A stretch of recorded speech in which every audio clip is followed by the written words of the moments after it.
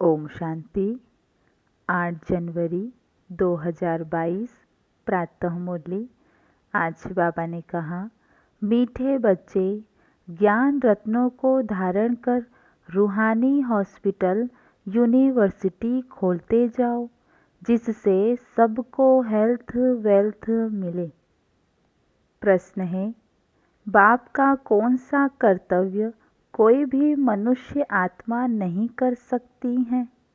उत्तर है, आत्मा को ज्ञान का इंजेक्शन लगाकर उसे सदा के लिए निरोगी बनाना, यह कर्तव्य कोई भी मनुष्य नहीं कर सकते। जो आत्मा को निर्लेप मानते, वह ज्ञान का इंजेक्शन कैसे लगाएंगे? यह कर्तव्य एक अविनाशी सर्जन का ही है, जो ऐसी ज्ञान योग की दवाई देते हैं जिससे आधा कल्प के लिए आत्मा और शरीर दोनों ही हेल्दी वेल्दी बन जाते हैं। गीत बजा है, यह वक्त जा रहा है। ओम शांति। यह किसने कहा कि बाकी थोड़ा समय है? बहुत गई, अब थोड़ी की भी थोड़ी रही है। अब तुम इस पुरानी दुनिया में बैठे हो, यहाँ तो दुख ही दुख है। सुख का नाम निशान नहीं है, सुख है ही सुखधाम में। कलयुग को कहते दुख धाम, अब बाबा कहते हैं, जबकि मैं आया हूँ तुमको सुखधाम ले चलने के लिए, तो फिर क्यों रुके हुए हो? दुखधाम से क्यों दिल लगी हुई है? दुखधाम के भांतियों से अथवा इस पुराने शरीर से क्यों दिल लगी है? हम आए हैं तुमको सुखधाम में ले चलने के लिए। सन्यासी कहते हैं, इस दुनिया का सुख तो काग विष्ठा के समान है, इसीलिए उनका सन्यास करते हैं। तुम बच्चों को अब सुखधाम का साक्षात्कार हुआ है। यह पढ़ाई ही है सुखधाम के लिए, और इस पढ़ाई में कोई भी तकलीफ नहीं है।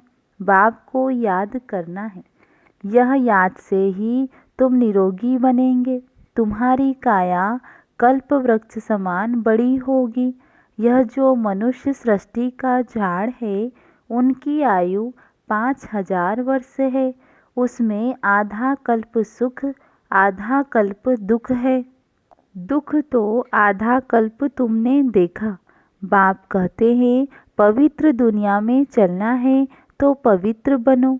श्रीमत कहती है, यह विष की लेन देन छोड़ दो, ज्ञान और योग की धारणा करो। जितना ज्ञान रतन धारण करेंगे, उतना निरोगी बनेंगे। बाप ने समझाया है, यह रूहानी हॉस्पिटल भी है तो यूनिवर्सिटी भी है। परम पिता परमात्मा आकर रूहानी हॉस्पिटल और यूनिवर्सिटी स्थापन करते हैं। हॉस्पिटल तो दुनिया में बहुत है, लेकिन ऐसी हॉस्पिटल और यूनिवर्सिटी दोनों इकट्ठी कहीं नहीं होती। यहाँ यह वंडर है। हॉस्पिटल और यूनिवर्सिटी, हेल्थ और वेल्थ इकट्ठी मिलती है। फिर क्यों नहीं इस खजाने को लेने के लिए खड़े हो जाते हो? आजकल करते अचानक ही विनाश आ जाएगा।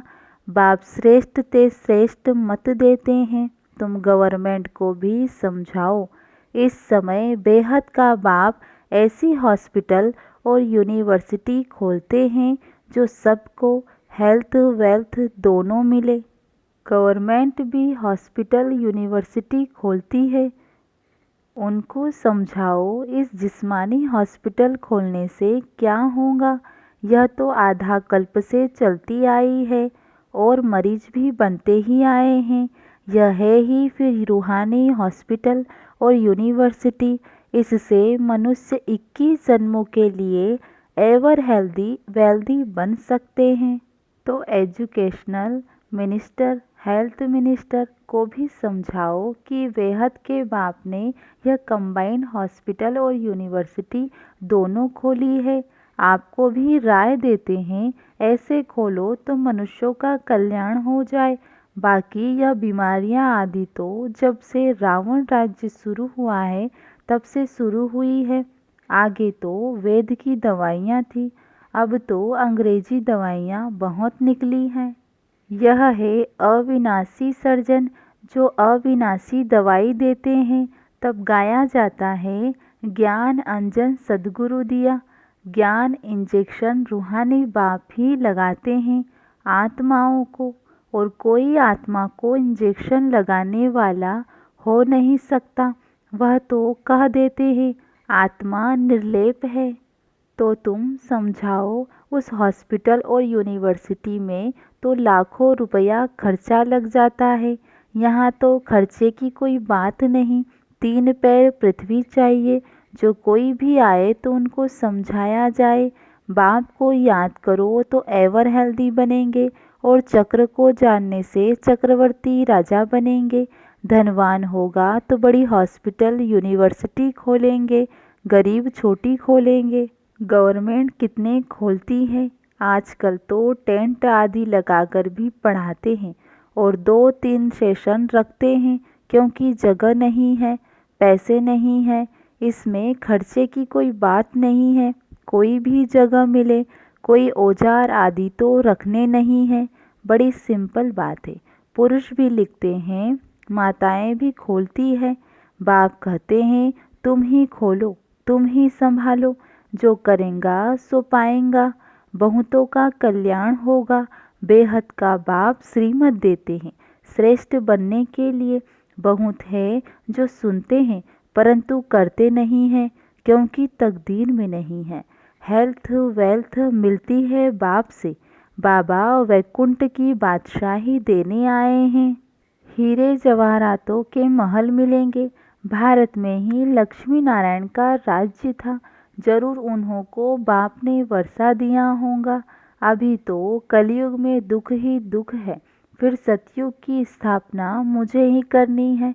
मनुष्य कोई हॉस्पिटल आदि खोलते हैं तो उद्घाटन करते हैं। बाप कहते हैं मैं स्वर्ग का उद्घाटन करता हूँ। अब तुम श्रीमत पर स्वर्ग के लायक बनो। कल्प कल्प तुम लायक बनते हो, यह नई बात नहीं है। देखा जाता है गरीब कौन आते हैं। बाबा भी कहते हैं मैं गरीब निवाज हूँ। साहूकारों के पास धन बहुत है, इसीलिए वह समझते हैं हम स्वर्ग में बैठे हैं। भारत गरीब है, उनमें भी जो अधिक गरीब हैं उन्हों को ही बाप उठाते हैं। साहूकार तो नींद में सोए पड़े हैं। कितना ज्ञान और योग बाबा सिखलाते हैं। तीसरा नेत्र भी बाबा ही देते हैं, जिससे तुम सारे चक्र को जान जाते हो। बाकी सब घोर अंधियारे में है। ड्रामा के आदि मध्य अंत का किसको भी पता नहीं है। पतित पावन बाप को ही भूल गए हैं। शिव परमात्मा के लिए कह देते हैं ठिक्कर भीतर में है। तुम जानते हो अभी सबकी कयामत का समय है। आग में जलकर खत्म होंगे, फिर सबको वापस ले जाऊंगा साथ में। मैं पंडा बनाया हूँ, तुम पांडव सेना हो ना। यह जिस्मानी यात्रा पर ले जाते हैं, वह जन्म जन्मांतर करते आए हैं। यह है रूहानी तीर्थ, इसमें चलना फिरना नहीं पड़ता है। बाप कहते हैं सिर्फ मुझे याद करो। रात को जागकर मुझे याद करो। मेरे साथ बुद्धि का योग लगाओ। नींद को जीतने वाले बनो तो तुम नज़दीक आते जाएंगे।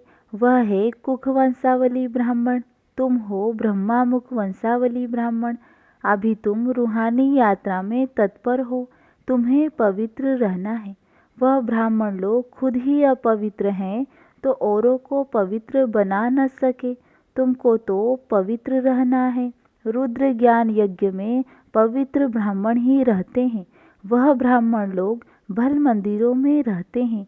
नाम ब्राह्मण है तो देवताओं की मूर्ति को हाथ लगा सकते हैं और उनको स्नान आदि भी कराते हैं, परंतु है वह पतित। बाकी और जो मनुष्य मंदिर में जाते हैं वह अगर नाम के ब्राह्मण नहीं है तो उनको हाथ लगाने नहीं देते हैं। ब्राह्मणों का मान बहुत है, परंतु है पतित विकारी। कोई कोई ब्रह्मचारी होंगे। बाप आकर समझाते हैं सच्चे सच्चे ब्राह्मण ब्राह्मणियाँ वह हैं जो 21 कुल का उद्धार करे। कन्या अगर उद्धार करती होंगी तो उनके माँ बाप भी होंगे। यह माँ बाप सिखलाते हैं, तुम 21 पीढ़ी स्वर्ग का मालिक बन सकती हो। बच्चे जानते हैं बाप है गुप्त। शिव बाबा ब्रह्मा द्वारा हमको सब राज समझाते हैं। यह दादा तो धंधा आदि करता था, अब बहु जन्मों के अंत के जन्म के भी अंत में आकर शिव बाबा ने प्रवेश किया है और इन द्वारा ही ज्ञान सुनाते हैं। यह है रथ, शिव बाबा है रथी। अब निराकार परमात्मा समझाते हैं, यह रथ बहु जन्मों का पतित है। पहले पहले यही पावन बन जाते हैं, नज़दीक में हैं। यह ऐसे नहीं कहते कि मैं भगवान हूँ, यह कहते मेरा यह बहु जन्मों के अंत का जन्म है। वानप्रस्थ अवस्था है, पतित है, बाबा ने इनमें प्रवेश किया है। अब बाप कहते हैं तुम अपने जन्मों को नहीं जानते हो, मैं तुमको बताता हूँ। यह भी बुद्धि में आता है। पतित पावन परम पिता परमात्मा ही है। वह बाप भी है, टीचर भी है, गुरु भी है। सारे ड्रामा के आदि मध्य अंत का राज समझाते हैं। तुम जानते हो बाबा हमको साथ ले जाएंगे। इस बाप टीचर गुरु की राय लेने से तुम ऊंच पद पाएंगे। कितना अच्छी रीति समझाते हैं। कोई तो धारणा कर श्रीमत पर चलकर ऊंच पद पाते हैं, जो श्रीमत नहीं मानते हैं वह ऊंच पद नहीं पाते हैं। बाबा कहते हैं सुखधाम और शांतिधाम को याद कर इस दुखधाम को भूलते जाओ, अपने को अशरीरी समझो। अब हम वापस जा रहे हैं, बाबा लेने आए हैं। हर एक को अपना अपना पार्ट रिपीट करना है। हर एक की आत्मा अविनाशी पार्टधारी है। दुनिया में कब प्रलय होती नहीं। यह दुखधाम है, फिर जाएंगे शांति धाम और सुख धाम में। यह बुद्धि में स्वदर्शन चक्र चलाते रहो और पवित्र रहो तो बेड़ा पार हो जाएगा। तुम काल पर विजय पा रहे हो, वहाँ तुम्हारी अकाले मृत्यु नहीं होती है। जैसे सर्प पुरानी खाल छोड़ नई लेते हैं, वैसे तुम भी खाल बदल नई ले लेंगे। ऐसी अवस्था यहाँ बनानी है। बस हम यह शरीर छोड़ स्वीट होम में जाएंगे। हमको काल खा नहीं सकता। सर्प का मिसाल वास्तव में सन्यासी दे नहीं सकते। भ्रमरी का मिसाल भी प्रवृत्ति मार्ग वालों का है। कहते हैं सेकंड में जीवन मुक्ति दे सकते हैं। जनक मिसल यह भी कॉपी करते हैं। जीवन मुक्ति में दोनों ही चाहिए। वह सन्यासी जीवन मुक्ति कैसे दे सकते हैं। अब बाप कहते हैं चलो वापस मुझे याद करो तो विकर्म विनाश होंगे, नहीं तो बहुत सजा खाएंगे और पद भी भ्रष्ट होगा। अंत में कोई की याद आई तो फिर पुनर्जन्म तो लेना ही है। यह है योग से हेल्थ और ज्ञान से वेल्थ। सेकंड में जीवन मुक्ति इसको कहा जाता है। फिर इतने पैसे बर्बाद करने भटकने आदि की क्या दरकार है। इसीलिए हेल्थ मिनिस्टर एजुकेशन मिनिस्टर को समझाओ, तुम यह हॉस्पिटल यूनिवर्सिटी खोलो तो तुमको बहुत फ़ायदा होगा। जो करेगा सो पाएगा। साहूकारों का काम है साहूकारों का उद्धार करना। गरीब ही वर्षा लेते हैं, बाकी जो करोड़पति हैं उनके लिए कहा हुआ है किसकी दबी रही धूल में किसकी राजा खाए, किसकी चोर लूट ले जाए। पिछाड़ी में आग लगेगी, सब खत्म हो जाएगा। तो क्यों न विनाश के पहले कुछ कर लो तो कुछ पद भी मिलेगा। मरना तो है ही, ड्रामा का अंत भी होना है। बाबा कितना अच्छी रीति समझाते हैं। नदियाँ तो चक्र लगाती रहती है, बाकी ब्रह्मपुत्रा तो यह ब्रह्मा ही ठहरा। मम्मा है सरस्वती, बाकी है ज्ञान गंगाएं। पानी की गंगाएं पावन कैसे बनाएंगी। वह कोई मेला नहीं है, यह है सच्चा मेला।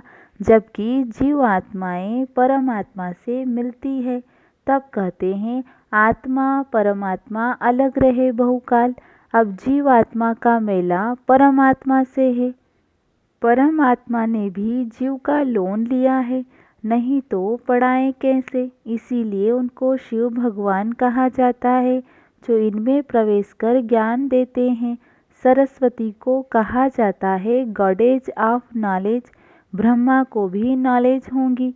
उनको नॉलेज देने वाला कौन है? ज्ञान का सागर। तुम्हारे पास यह नॉलेज नंबरवार पुरुषार्थ अनुसार है, तो यह नॉलेज धारण कर श्रीमत पर चलना है। सारा मदार पवित्रता पर है। इस पर ही अबलाओं पर अत्याचार होते हैं। द्रौपदी ने पुकारा है, सहन करते करते 21 जन्मों के लिए नंगन होने से बच जाती है। गीता में भी है, मैं साधुओं का भी उद्धार करता हूँ, परंतु साधु लोग यह अक्षर सुनाते नहीं हैं। तुम जानते हो, इस समय सारी दुनिया रिश्वतखोर बन गई है, इसीलिए इन सब का विनाश होना ही है। जिनको वर्षा लेना होगा वही लेंगे।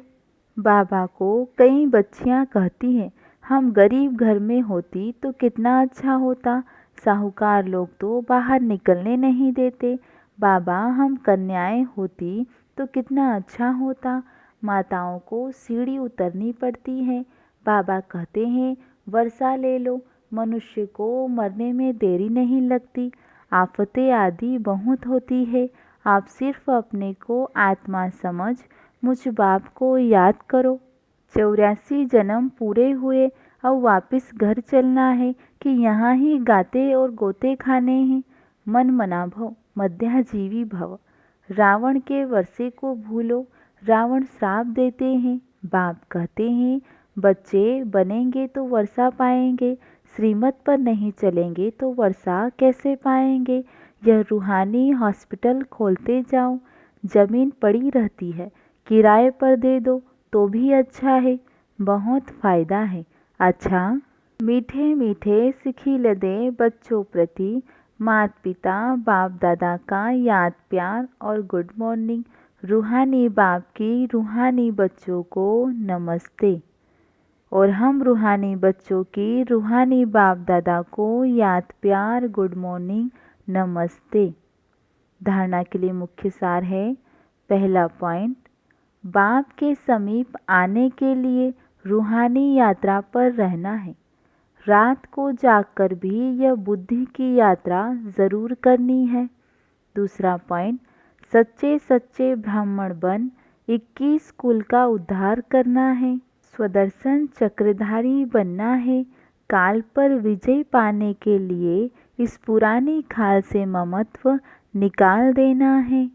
वरदान है, रूहानियत द्वारा वृत्ति दृष्टि बोल और कर्म को रॉयल बनाने वाले ब्रह्मा बाप समान भव। ब्रह्मा बाप के बोल चाल चेहरे और चलन में जो रॉयल्टी देखी उसको फॉलो करो। जैसे ब्रह्मा बाप ने कभी छोटी छोटी बातों में अपनी बुद्धि व समय नहीं दिया, उनके मुख से कभी साधारण बोल नहीं निकले। हर बोल युक्ति युक्त अर्थात व्यर्थ भाव से परे अव्यक्त भाव और भावना वाले रहे। उनकी वृत्ति हर आत्मा प्रति सदा शुभ भावना शुभ कामना वाली रही। दृष्टि से सबको फरिश्ते रूप में देखा। कर्म से सदा सुख दिया और सुख लिया। ऐसे फॉलो करो, तब कहेंगे ब्रह्मा बाप समान। आज की मूल्य से स्लोगन है, मेहनत के बजाय मोहब्बत के झूले में झूलना ही श्रेष्ठ भाग्यवान की निशानी है। लवलीन स्तुति का अनुभव करने के लिए विशेष पॉइंट, जैसे अलौकिक रीति से कोई किसके स्नेह में लवलीन होता तो चेहरे से, नैनों से, वाणी से अनुभव होता है कि यह लवलीन है, आशिक है। ऐसे आपके अंदर बाप का स्नेह इमर्ज हो तो आपके बोल औरों को भी स्नेह में घायल कर देंगे। अच्छा, ओम शांति।